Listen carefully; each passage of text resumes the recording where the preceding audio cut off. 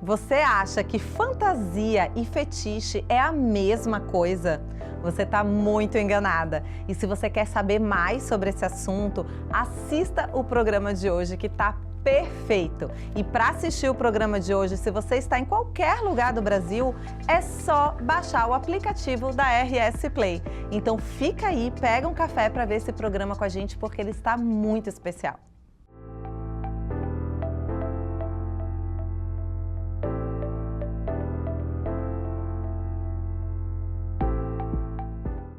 Bem-vinda ao Íntimas, eu sou Thaís Freire, sou fisioterapeuta pélvica, sexóloga, trabalho com intimidade feminina há 16 anos e é por isso que o Íntimas existe, que é pra gente falar de tudo aquilo que muitas mulheres morrem de vergonha de falar em voz alta. O Íntimas tem o apoio da Sorella Fisioterapia Pélvica, que tem a melhor estrutura e a melhor equipe de fisioterapia pélvica de Porto Alegre e que atende presencialmente e também online para todo mundo. E também tem o apoio da Vibraria, que é a melhor loja online para vocês encontrarem vibradores e produtos para o autoconhecimento e para a saúde íntima feminina. E hoje nós vamos conversar de um assunto muito interessante, que muita gente morre de curiosidade, de desejo, de vontade, que são fantasias e fetiches. E quem está aqui hoje comigo para poder falar só podia ser a Jamile Peixoto. Bem-vinda, Jamile. Eu estou muito feliz que tu está aqui hoje. Obrigada mesmo por ter aceitado esse convite. Eu também, é um prazer estar aqui com vocês, falando de um tema que para mim é muito importante e especial. Jamile, se apresenta um pouquinho para as pessoas conhecerem um pouco mais, porque o currículo da Jamile realmente é muito extenso e não só o currículo, tá? Mas eu quero muito falar de uma coisa muito especial que já está aqui do meu lado, daqui a pouco a gente mostra para vocês. Mas fala um pouquinho de ti, Jamile, então, para as pessoas te conhecerem. Legal. Eu sou Jamile Peixoto, sou psicóloga de formação, uma sexóloga de amor e vida, porque desde que eu fui cursar psicologia, a minha intenção já era me encaminhar para o campo da sexualidade. Como não tinha o curso aqui, era o que eu encontrei de mais próximo, mas assim que possível fiz meu mestrado na linha dos estudos de gênero e sexualidade e me especializei então em terapia sexual, diversidade e gênero. Atuo na prática clínica há mais de 20 anos. E atualmente também sou professora de pós-graduação em disciplinas relacionadas à sexualidade, sou supervisora clínica, oriento os trabalhos de conclusão nessa área. Represento também a SBRASH, Sociedade Brasileira de Sexualidade Humana, como subdelegada aqui da região sul. E atualmente também faço parte do Conselho Deliberativo da Sociedade de Psicologia do Rio Grande do Sul. Ai, que maravilhosa! Então, gosto de estar envolvida em projetos que levem a sexualidade, né, para o público em geral. Isso é tão importante, né? E é por isso que a gente está aqui também, né, gente? Falando sobre sexualidade, porque foi a primeira coisa, já contando aqui um pouquinho dos bastidores para vocês, né? Porque a gente chegou e a Jamile já falou o quanto que é difícil da gente falar sobre sexualidade. Não é fácil trabalhar e falar sobre sexualidade, né? Então, ter pessoas assim tão dedicadas como você, né? Que estão ali realmente lutando pela sexualidade como ciência também, mostrando a saúde, né? É realmente muito importante. E eu acho fundamental espaços como esse, que a gente consegue fazer uma popularização da ciência, ou seja, trazer de forma prática, objetiva, esclarecendo dúvidas que as pessoas têm vergonha de perguntar, né? Exatamente. Jamile, hoje a gente vai falar de um assunto que você absurdamente domina, né? Até porque, já estou dando spoiler aqui, né? Temos um livro aqui maravilhoso aqui, ó, Desejos, que logo, logo a gente vai se aprofundar um pouquinho mais, que eu quero saber um pouco mais sobre ele. Mas antes, vamos aqui falar sobre o tema do nosso programa, que é fantasias e fetiches. E eu queria só que você respondesse um pouquinho assim, qual a diferença entre fantasia e fetiche? Existem inúmeras diferenças, mas para a gente entender de forma prática. As fantasias são aquelas imagens, memórias que ficam na nossa imaginação, podendo ser realizáveis ou não. E elas ampliam uma série de entendimentos e a gente entende como um repertório para quando a gente vai pensar na ativação do nosso desejo. O fetiche, ele é um pouco mais ligado a uma prática em si específica ou alguma condição de possibilidade. né? Então, por exemplo, tem pessoas que têm o fetiche pelo pé, por qualquer outra zona. Ai, o do pé é super conhecido, né? É super conhecido. Só que ele é um pouco mais rígido, um pouco mais delimitado do que a fantasia. A fantasia, inclusive, ela é instigada. A gente precisa ter fantasias para a gente se conectar com o nosso desejo e o nosso prazer. E o fetiche, se usado de forma adequada, com consentimento, ele também pode servir para esse papel. A questão é que ele é um pouco mais rígido. Em que sentido? Explica um pouquinho mais quando a pessoa isso. só sente prazer ou excitação com aquele recurso, aí a gente entra num padrão mais rígido e inflexível que precisa ser observado, porque aí ela fecha possibilidades. E a sexualidade nada mais é do que a conexão com o nosso corpo, com o nosso desejo, com o próprio prazer. Sim. Vem dessa liberação, e o fetiche, muitas vezes, ele pode restringir. Então, eu só tenho excitação desta forma e isso pode produzir sofrimento. Porque a sexualidade, ela pode ser, né, individual, mas normalmente ela inclui parcerias. E se a parceria não topa, eu vou restringir ou eu vou me adequar e vou criar uma fantasia compartilhada? Quando eu não consigo criar essa intersecção do meu desejo e me limito a uma única forma, a gente tem que poder questionar. Sim, realmente. Sabe que tem muita gente, né, que confunde fantasia e fetiche.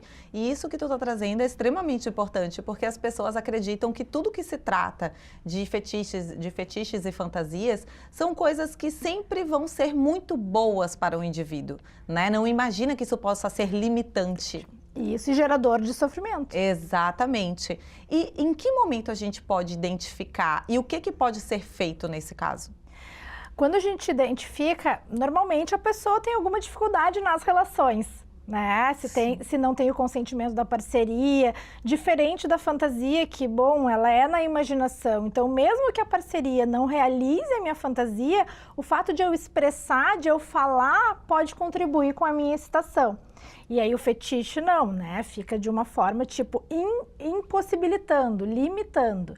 E aí a gente tem que poder entender o que esse fetiche está querendo dizer. Ele é algo que é adequado à vida, né? À sexualidade de forma integral daquela pessoa, ou está falando de uma necessidade, de uma falta, de uma memória, muitas vezes, que ficou condicionada a um único jeito, a um único modelo. E eu gosto de brincar, né, que a sexualidade, ela tem inúmeras possibilidades. Exatamente. Sempre tem algo novo para fazer, para inventar, para construir com a parceria. E essa dinâmica da brincadeira, da fluidez que manifestada... Isso que é interessante. Ai, Jamile, eu vou lhe dizer, é impossível. Eu sei que vocês lembraram. É impossível a gente não lembrar do Christian Grey. Não é verdade? É impossível, porque o filme traz justamente isso, o livro, o filme, né? Uhum. Ele traz justamente isso ali, essa restrição dele. Porque quando ele conhece ela, ele já fala, olha só, eu gosto disso, pra mim funciona diferente, eu preciso disso para me satisfazer. Né? Então, ali a gente consegue ver uma restrição, né? Uma restrição, e muitas vezes fala de algo da personalidade daquela pessoa. E aí também tem essa questão, né?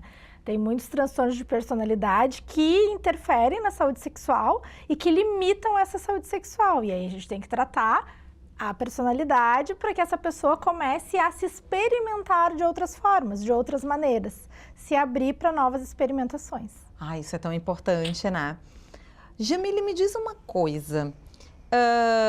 Já estava falando um pouco sobre isso, né? Porque a fantasia, ela às vezes, tem muita gente que acredita que precisa ser colocada em prática, né? Se eu tenho uma fantasia, isso fala sobre mim. Significa que se eu fantasio com um sexo com muitos parceiros, é porque eu quero fazer isso, né?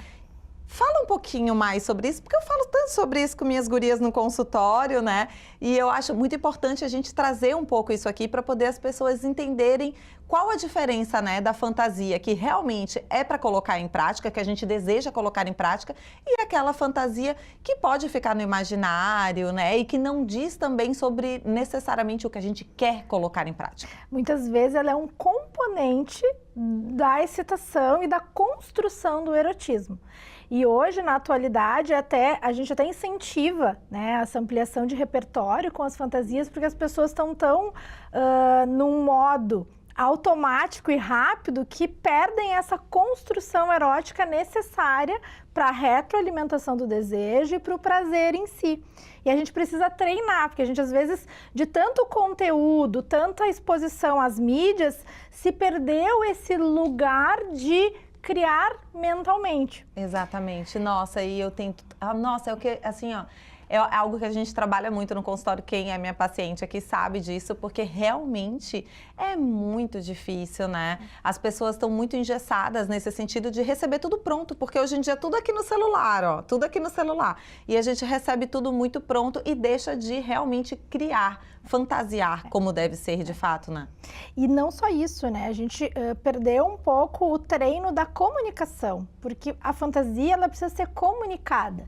As nossas necessidades, tanto emocionais quanto sexuais, elas precisam ser nomeadas. Mesmo que não atendidas, o fato de nomear vai retroalimentar essa capacidade de imaginação, de fantasia, de conexão, de autoconhecimento, né? Tem uma pergunta que eu gosto muito, né? Que é: sexo é individual?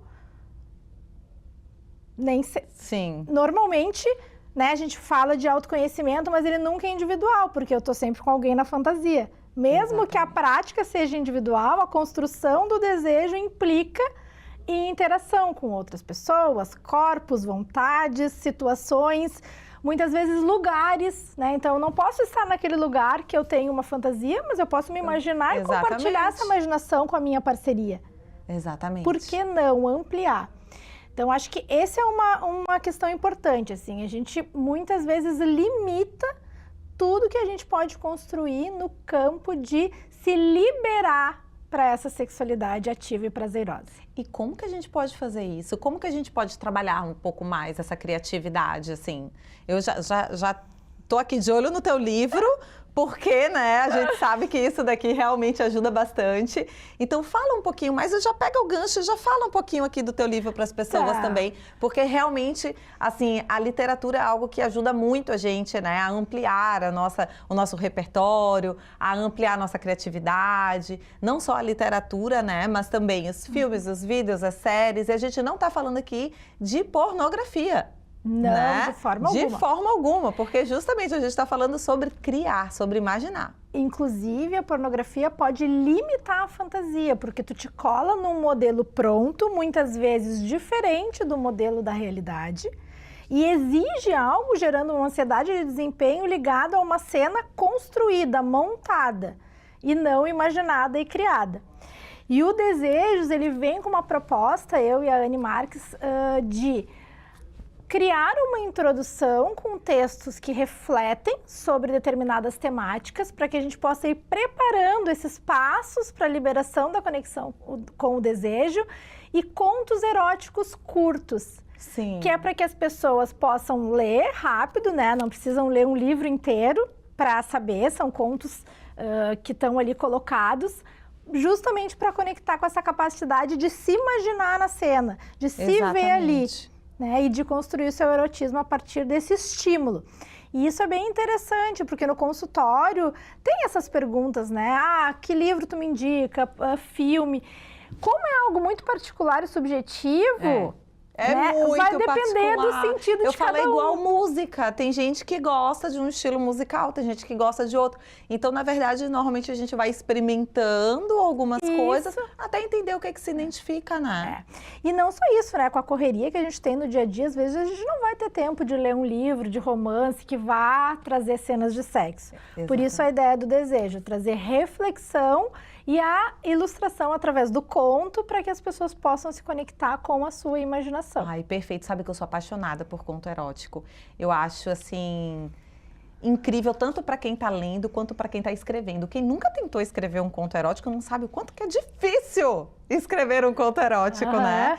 Tu escreveu os contos eróticos, não foi? Sim, eu e a Anne. Conta mais sobre essa experiência sua, assim. Você sempre escreveu contos eróticos ou foi, assim, uma novidade que você se propôs para poder fazer o livro? Não, foi uma primeira experiência, né? E a proposta veio porque a gente observou que os colegas da sexualidade precisavam esses recursos terapêuticos para trabalhar em consultório, para indicar para os seus pacientes.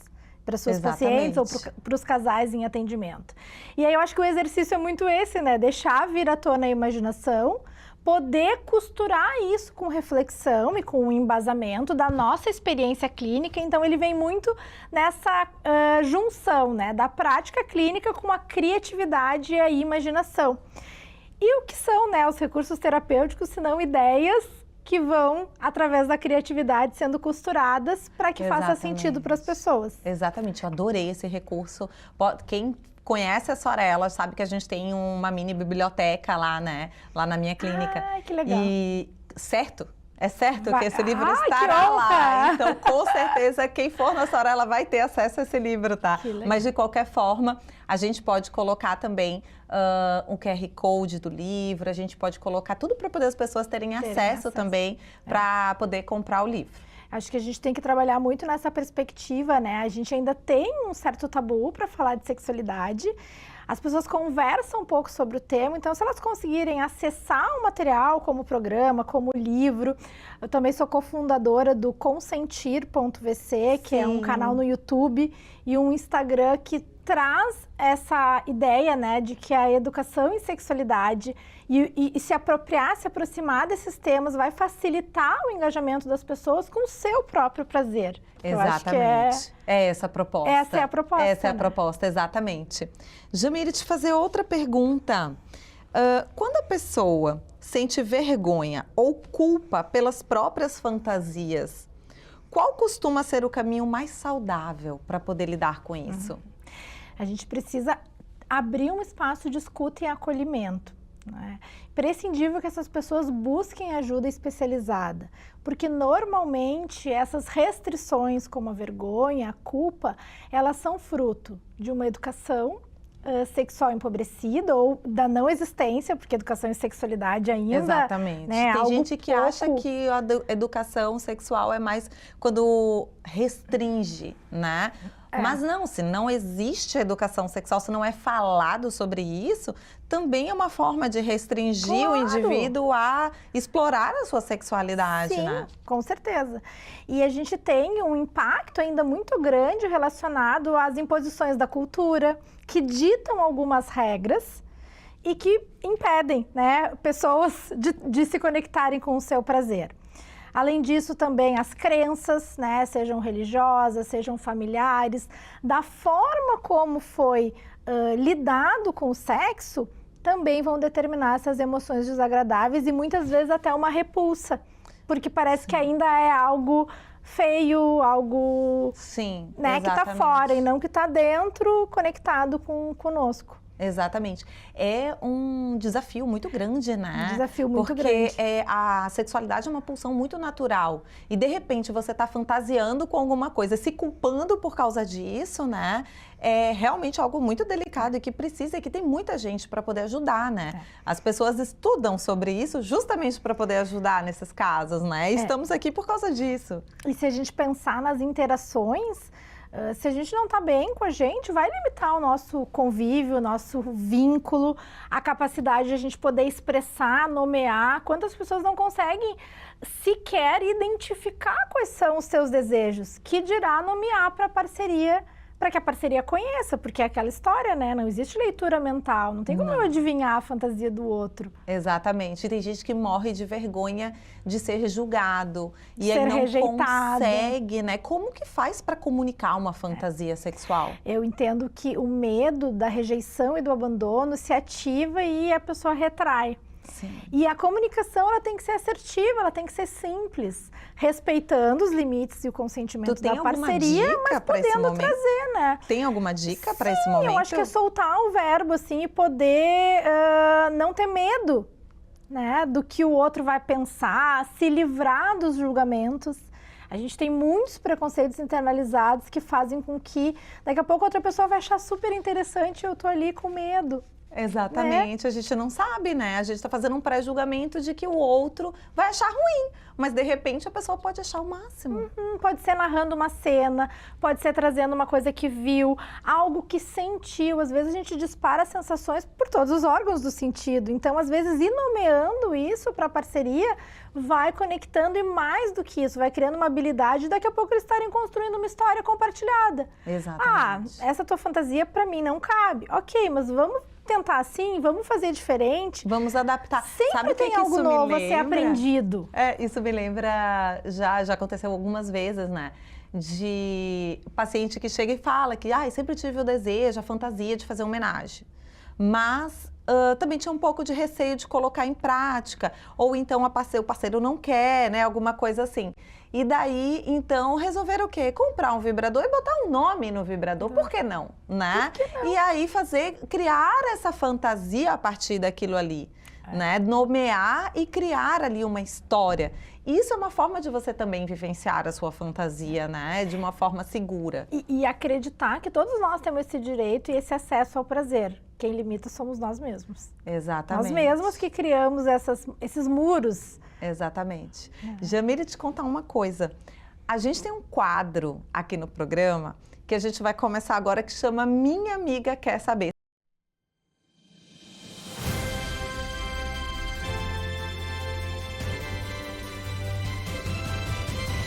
Sabe quando as pessoas ficam com vergonha? Adoro! E aí fala, minha amiga tá perguntando, ela tá querendo saber, porque tá com vergonha de perguntar. É muito típico no campo da sexualidade muito essas típico, perguntas. exatamente. Isso aí. Então, as gurias mandaram perguntas lá no Instagram. Se você quer ter sua pergunta respondida aqui, manda lá no meu Instagram também, tá? Tem o QR Code aqui. E a gente vai ler agora essas perguntinhas aqui para responder como se fosse uma amiga mesmo, assim. Tá uma bom, resposta mais bate-papo. rápida, exatamente. Maravilha. Primeira pergunta. Dá para ter uma vida sexual boa mesmo sem realizar fantasias? Com certeza. Com certeza. A fantasia, sobretudo, é conectada com a imaginação, nem sempre com a execução. Muitas vezes a execução não é possível, mas isso não impede que a gente deixe de ter criatividade para imaginar e para se jogar, digamos assim, na experimentação. Então, de novas sensações, de novos roteiros, de novas formas, sempre tem algo novo para a gente experimentar e aprender. É verdade, sempre tem. Nossa, isso é realmente bem... É como a gente estava falando, né? Vai adaptando. Uma determinada fantasia não está sendo possível agora, então vamos criar outra coisa a partir daquilo, né? E o quanto, Thaís, isso é muito importante nos relacionamentos de longo prazo. Porque sim. senão entra numa habituação, numa monotonia e quando as pessoas se percebem, eu recebo muitos casais que se dão conta que a vida sexual está empobrecida ou se tornou mais uma amizade do que uma conexão, uma intimidade.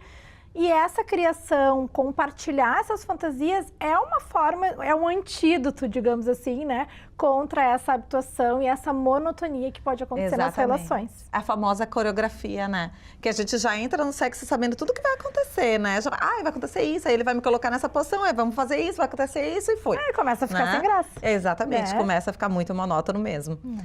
Enfim, vamos para a segunda pergunta. Já senti culpa depois de ter certas fantasias. Isso é comum? Isso vem muito do que a gente estava falando, né? Infelizmente, é mais comum do que se imagina e as pessoas têm, muitas vezes, um receio de compartilhar e buscar ajuda nesse sentido, mas é muito, muito, muito comum. A gente ainda tem muito que avançar no campo da sexualidade.